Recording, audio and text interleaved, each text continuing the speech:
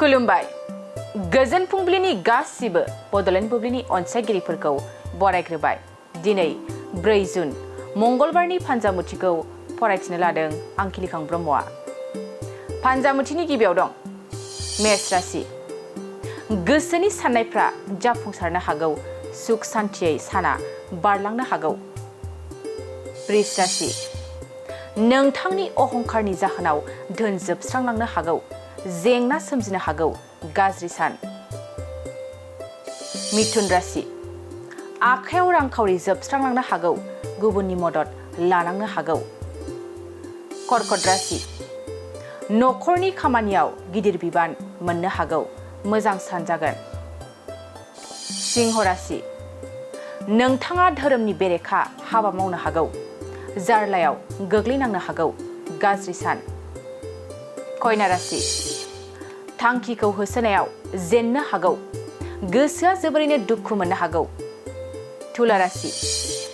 हास्थायना थानाय मुवा बेसादखौ मोनफुंनो हागौ, गोसोआ गोजोननाय मोनगोन, मोजां सान। वृश्चिक राशि। थांखिखौ जाफुंहोनायाव गुबुना नोंथांखौ थुलुंगा होनो हागौ, मोजां सान जागोन। धनु राशि। माबाफोर आनजाद होदोंब्ला उथ्रिसारनो हानाय नङा, दुखु दाहाजोंनो साना बारलांनो हागौ। मकर राशि। लामा दावबायनायाव खैफोद सोमजिनो हागौ, सांग्रां जाना थानाया गाहाम जागोन। कुम्भ राशि। माबा मोनसे गिदिर हाबा मावनो थाखाय गोबां साहसनि गोनांथि जानो हागौ, खामानिफ्रा जाफुंसारगोन। मीन राशि। बेफार फालांगि खालामनायाव खहा जानो हागौ, रां रुफा जामलांनो हागौ। दिनै सानसेनि राशि फरायथिनायाबो एसेनोसै।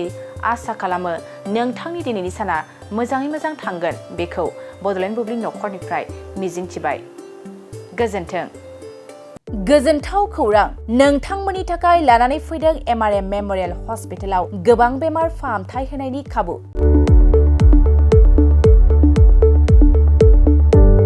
बेमारि सुबुंफोरनि थाखाय गोजोनथाव खौरां, MRM मेम'रियेल हस्पिटालाव मोजां रोंगौथि गोनां डक्टरफोरजों बेमारि सुबुंफ्रा मोजां फाहामथाय लानो हानाय सुबिदाखौ लानानै फैबाय MRM मेम'रियेल हस्पिटाला।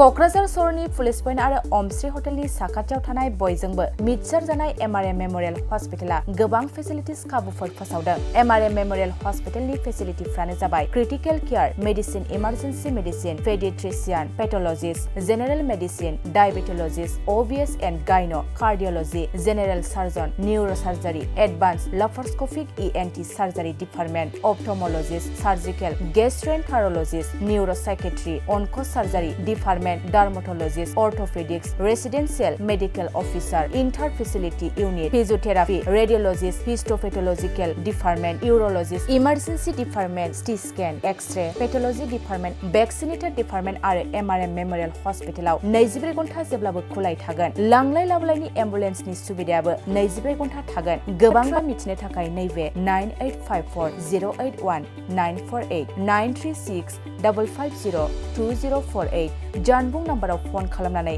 नोंथाङा मिथिनानै लानो हागोन।